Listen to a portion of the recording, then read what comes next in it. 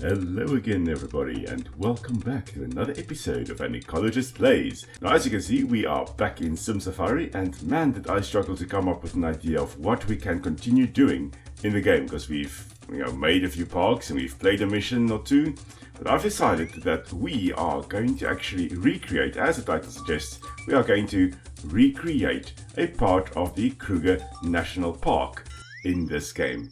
We're starting with basically a blank canvas, and the part of the park that I am going to be making is the central part of KRUGER National Park, which is basically a more open savanna, and it has a river or two flowing through it. So that is what we are going to be recreating. And also here in the camp we are basically going to try and, as much as we can, recreate the Satara rest camp. So that's going to be the little basic office, and in KRUGER, if we go from that little reception area, if you go down, you actually end up not really a hide, but basically a hide-like environment. So we're just going to put up a blind here so that people can come and look at the animals. And then we also need a restaurant in this area. So we're going to have basically the normal dining area, and then later on we'll put a fancier one as well. Now the rest camp at Satara also has a place to drive through, so we're going to need a bit of a road, and then here we need some way of turning around, so let's do that. And we're also going to need to put in some trees, and I know that in Satara rest camp there are quite a few lala palms, and let's just put in a few marulas as well. Let's make this a nice turning circle for the people to just turn around in this area. And then we're going to make it a two-way street, so we're just going to basically have our road coming down here as well, and then this would be our exit into the park, which we are going to be having, which will be right over here. Okay, now I've given this a lot of thought, and we are basically going to see this little, technically the ecologist hut, we're going to see that as the rest camp in our big map. So we are going to first have the road heading down from the north of KRUGER. So we're going to have, generally, going to try and keep the roads as straight as possible, but there are also going to be some bends in there as well, to make things nice. And it's going to provide some difficult terrain for our vehicles to drive through, since they are very often going to just drive straight off the road instead of, driving on the road. They're going to just drive off the road occasionally.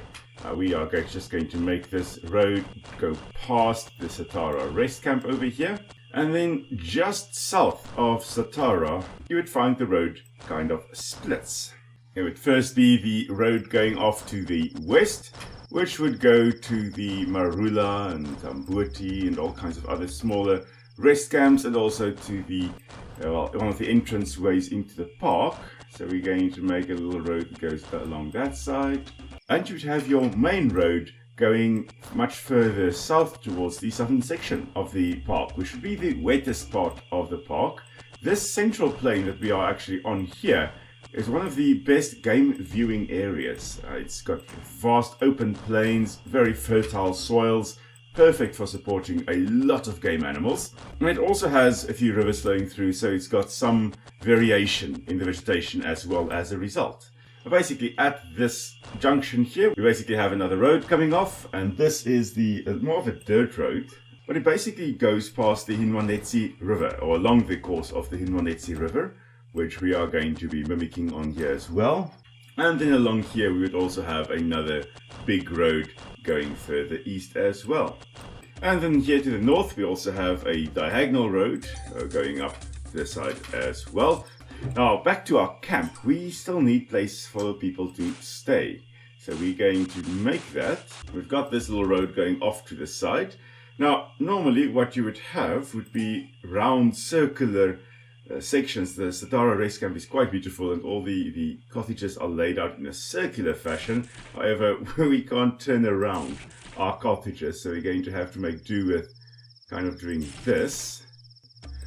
Okay, so not the most elegant solution, but there we are. We have got our cottages all set up, and we're going to basically just do the same with some of the tents.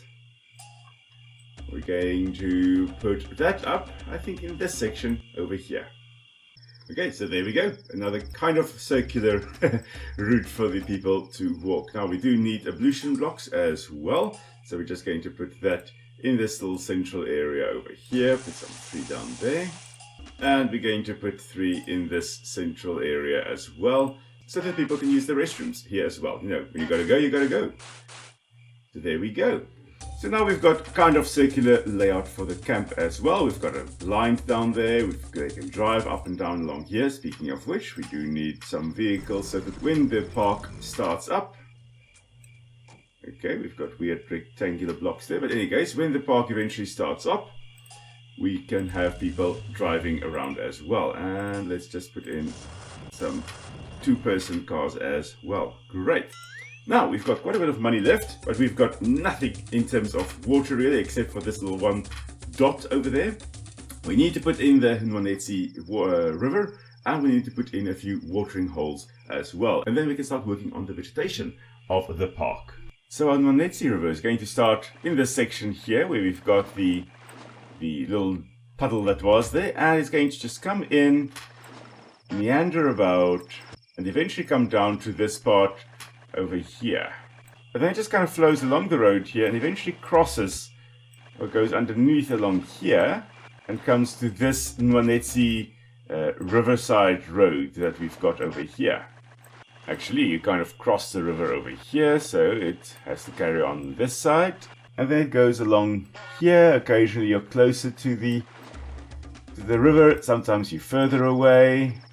But the river carries on towards the east. And then right here in the north you would have the Monzo River as well. So it's a relatively small one, much smaller than the Nwanetsi River as far as I recall. And we're just going to have that heading off in this general direction. And then where this road joins here, you would have the Witpen's watering hole, which we're just going to put down as a little blob. And then along this big road here, you would have the Shishinkenzeni watering hole as well. So we're just going to put in a nice big pond over here as well. Perhaps we can put in a hippo or 2, if we want to. And then there is another tributary of the Nwanetsi River, the Shitsakana River, which would come in past the Satara rest camp. So we're just going to put that little one in as well. Should start about here. It's a very small little stream, just kind of meanders about, and then it kind of comes past the rest camp and joins the Nwanetsi River and kind of floods occasionally apparently. There we go.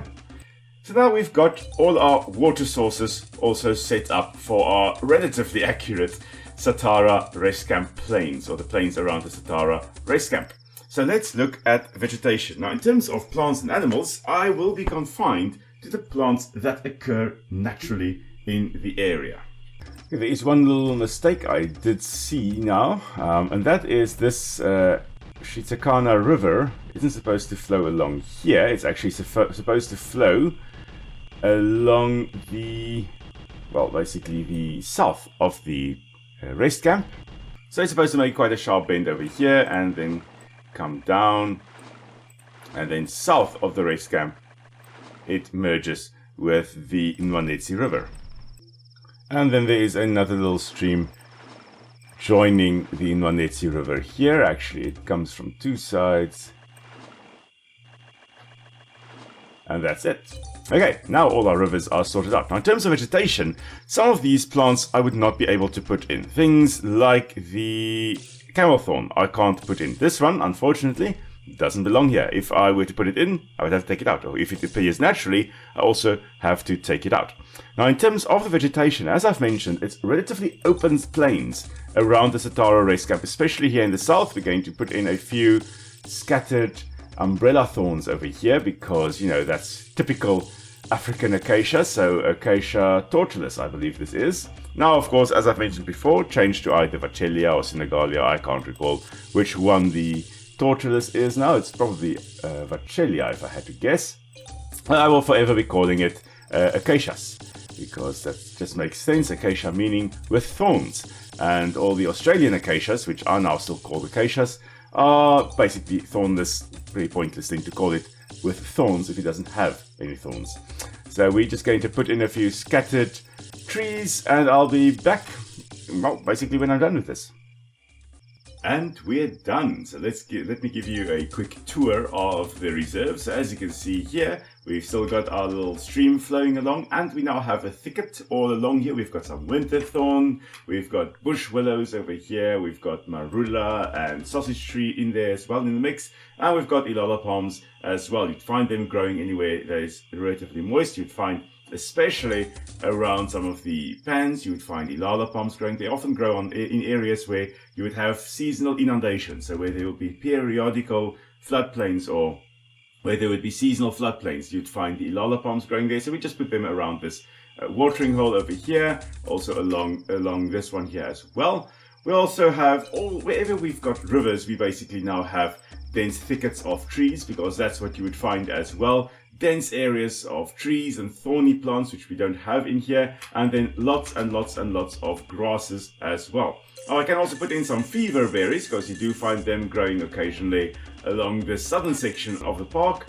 So we're just going to put in some crotons as well, oftentimes along closer to water as well, so we're just going to put them down there. Unfortunately, we can't put in the aloes, because the species, as far as I recall, doesn't occur in Kruger. We can't put in the sour plum, that is slightly more to the west of Kruger. You'd find them, you wouldn't find, as far as I recall, I can't find records of Ximenia actually occurring in Kruger. We could put in a few star lilies on the plain here, because you'd have some of the hypoxidaceae growing in Kruger as well, although not many, so we're just going to put in a few. They're probably going to go extinct soon in any case, so let's just leave them. And that's basically it in terms of the herbaceous plants that we can put in. Most of the grasses here, we've got Bermuda grass, we've got some love grass, and we have got the red grass, the red oats grass, also growing along here, Themida trihandra. And then we also have a few baobabs popping in from the north as well. They are more common to the north of the park, so we put in a few more here to the north. And then right over here we have the Kumana baobab, which technically would be a little bit further south, but I decided I have to include it in my park. This is most likely the most southerly baobab in the Kruger National Park, and they've got a little road going down to it, and then you can have a little circular drive around the baobab. Unfortunately, last time I was actually in Kruger, we couldn't get there because this little road here was washed away. But basically, there's our park, the open areas. Then we have some leadwood and umbrella thorn and knob thorn as well. And then, of course, much more open plains as well. So now all we have to do is unpause the simulation, let the animals start coming in, and let the plants grow, and let the people come to the park. Now, of course, we need drivers for our vehicles, and we need staff overall. So let's come to our guy over here. Let's put one cook in. We need 6 drivers. We need 6 scouts, some naturalists, and attendants. Now, this is going to cost us quite a bit of money, but there we go. All worthwhile. We've got very little money left. We've got the cars driving up and down now. Brilliant. And then basically we just have to now wait for the plants to establish properly, and the animals already starting to come in. So we've got this little savanna hare over there. Now in terms of our animals, we can put in most of the animals that we've got on this roster here. We cannot, however, put in meerkat because they wouldn't occur here. And we can't put in Thompson's gazelle, same reason, don't occur in the Kruger National Park. But in terms of the rest of the animals, we basically can put them in. In terms of the birds, I believe we don't have any problems there whatsoever, nor do we have any problems in terms of the reptiles and amphibians down there. So basically we can put in most of the animals. We, however, are not allowed to put in the Thompson's gazelle and meerkat. And there we've got a few people coming to have a quick look at the baobab, but they go, okay, well, it's a tree, and they bugger off again. So I'm just going to let some time pass, and I'll be back with you when the vegetation has established a little bit more.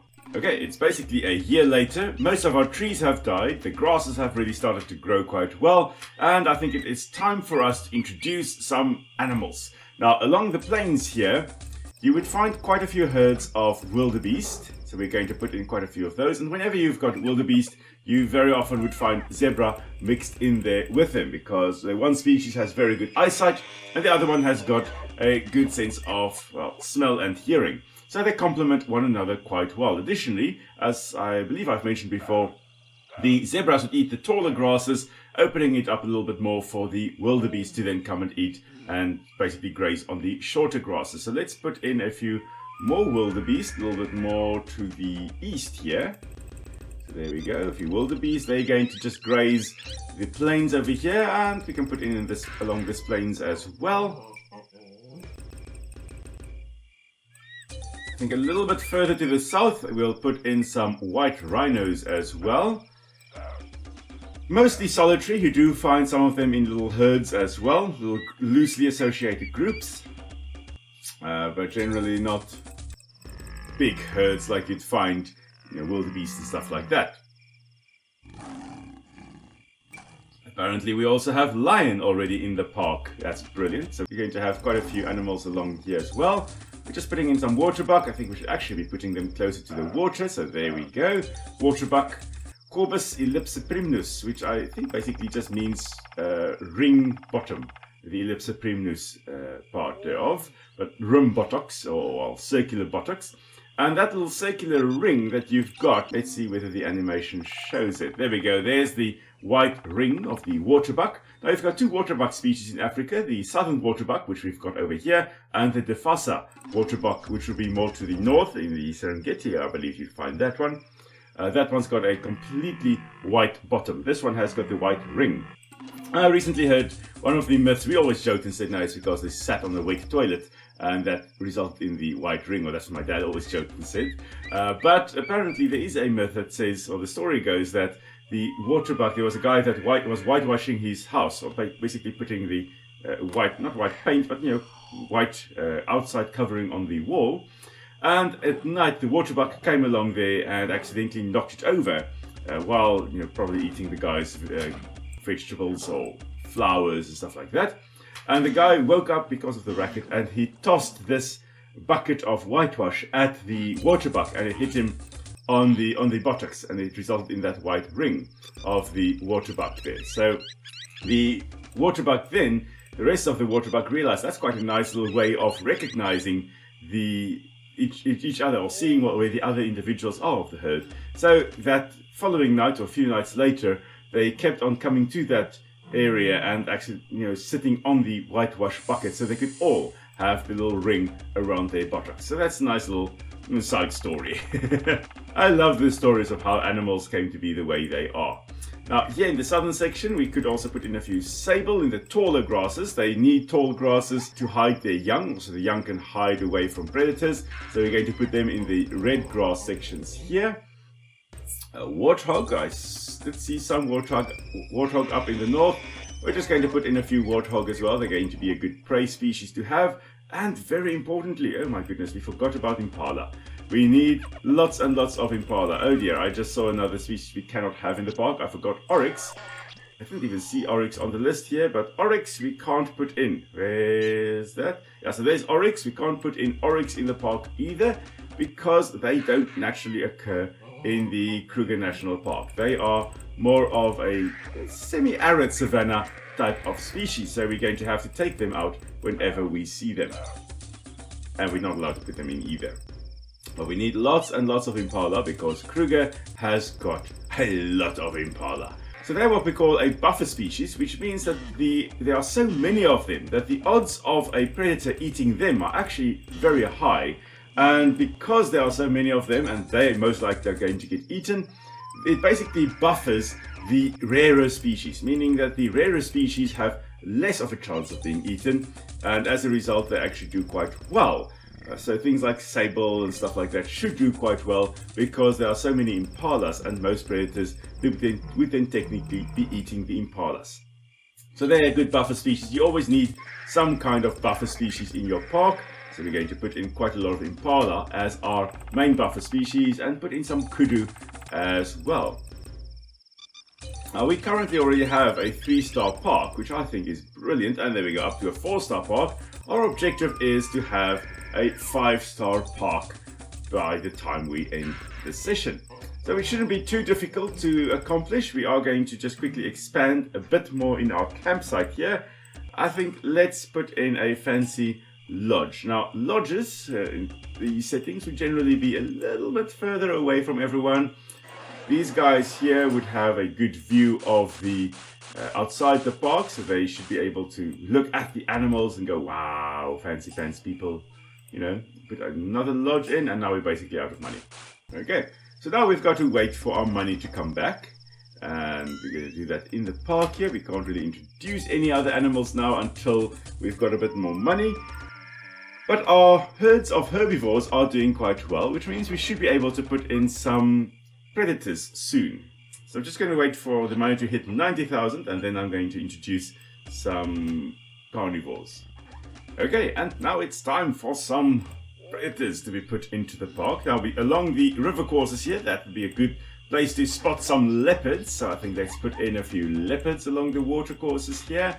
Generally, they would be found along the rivers because you've got nice cover for them to actually go and ambush the impala and whatever else they want to go and feed on. So we're going to introduce a few leopards all along here. I think let's put in a few along this river course as well. Of course, leopards infamously difficult to spot. So, if you ever do see one in the wild, you are extremely lucky. It took my family and I a long time to actually spot our first leopard. And then once we did see them, however, occasionally we would see them quite easily. And I will never forget that first leopard we actually saw. We only saw it because we were looking at birds. We were doing birding, and we are very fond of bird watching. So we're just going to put in a few prides of lions in this central section of the park. Put in a few here as well. We need lions kind of everywhere to keep the herbivore populations under control a bit. So we're just going to put in there quite enough lions, I believe, in our park now. We've got quite a few leopards. I think let's put in some cheetahs as well. In any case, our first leopard we only really saw because we were looking at a kingfisher that was taking a bath in the river. We stopped in a little low water bridge very close here, basically in this section over here. That's where we first saw our first leopard. So let's put him in. There we go. There's our first leopard. And we were looking at a kingfisher dive bombing the water basically to take a bath. And then we would perch on the tree next to the river and dive bomb the water again. We thought that was quite interesting to watch. So we stopped and we watched it. And then as we started driving off again, my mother actually said, "Stop, I think I see a leopard." And then as we drove back, there was this big male leopard looking at us going, "Yeah, why did you not look at me earlier?" Like, it's lying right next to the road in bright green grass, and yet we didn't see him because we were busy looking at birds. So yeah, but then we saw it, and it was actually quite amazing. I'll never forget that moment there. In any case, putting in a few giraffe, we've got a few trees around, although the trees are going to die. And then we also need a few elephants as well. Now the elephants will be more to the northern section here, where there are a few more trees. However, now they're probably going to knock out all the trees. So we're just going to put in a few. Hopefully we can have the trees surviving and the elephants also doing quite well. There we go. Zebras fleeing a lion over there. Now, if anybody ever wants to remake this game, oh man, I would throw so much money at it to buy it. Like I actually envisioned yesterday, I thought, how amazing it would be if you've got, this game set realistically with the animals that you've got there and we've got a 5-star park. Yay! We achieved our objective of getting a 5-star park. But in any case, like imagine this game, but as a mixture of this with the Jurassic World Evolution game, where you can have all kinds of paths and really set it out quite nicely. But man, oh man, I would love such a game. That really would be amazing, and to be able to relive our childhood, making a park like this, but really being able to still keep in mind that if you've got fire, for example, coming into the system, that will be affected by weather conditions and all kinds of things. Still, the complexity, or the potential complexity, but having it realistic. I mean, this game would really just be amazing. I'm just kind of getting lost in thought here. But basically, we had our 5-star park. We're back to a 4-star at the moment. We'll just check what we still need. Oh, she's very happy with everything we've done. Few poaching, but overall, yeah, we basically have everything we possibly need. We can still put in a few birds. Yes, indeed, that'll be a good idea. We can put in a few secretary birds here in the plains to the north. We always see them along there, and we've got some oxpeckers, which will of course be feeding on ticks that you've got on the animals as well. So they love going onto giraffe and onto kudu and buffalo. Most of these animals very rarely seen on elephants, interestingly enough. Not never found on elephants, but rarely found on elephants. And we need some guinea fowl as well. Introducing a few flocks of them, always a nice idea. And then ostriches also being found on the plains around Satara as well. So we've got a few ostriches as well. Of course, I grew up with ostriches in my hometown, Oudtshoorn, which is basically the ostrich capital of the world. So I saw lots and lots and lots of ostriches as well while growing up. And they really are very funky birds, I can tell you that. And then lastly, I think let's put in, because we really need them, I believe.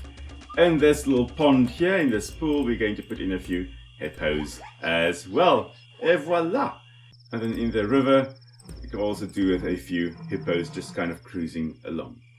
And then lastly, what we also need would be at least a few crocodiles. So Nile crocodiles, another species I saw quite a bit of while growing up. Not in the wild, near Oudtshoorn, but overall in captivity I saw quite a lot of Nile crocodiles as well. And yeah, I think there we go. That is our 5-star rating, that's back. And I think that's going to be a good place to end today's session.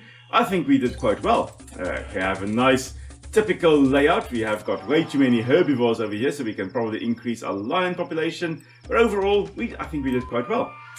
So we've got our section around the Satara rest camp, which is now basically set up. We've got our little campsite here. Not the biggest of camps. This is basically how it would have started out in history.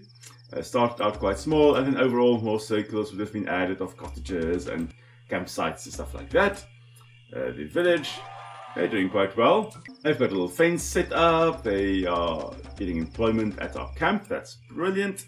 And then of course with our park, lots of large open plains, lots of animals, all of them occurring in KRUGER National Park. So that's it for today then. Let me know in the comments which park you would like to see me recreate, or which African park you would like to have me recreate next. Next time when we are back in SimSafari. So next week and the 2 weeks thereafter, we're going to continue with our storyline in Green Hell in the Amazon. And then thereafter we'll be back in SimSafari. So let me know in the comments what African park you would like to see me recreate next time we play SimSafari. But for now, stay safe and I will see you guys soon.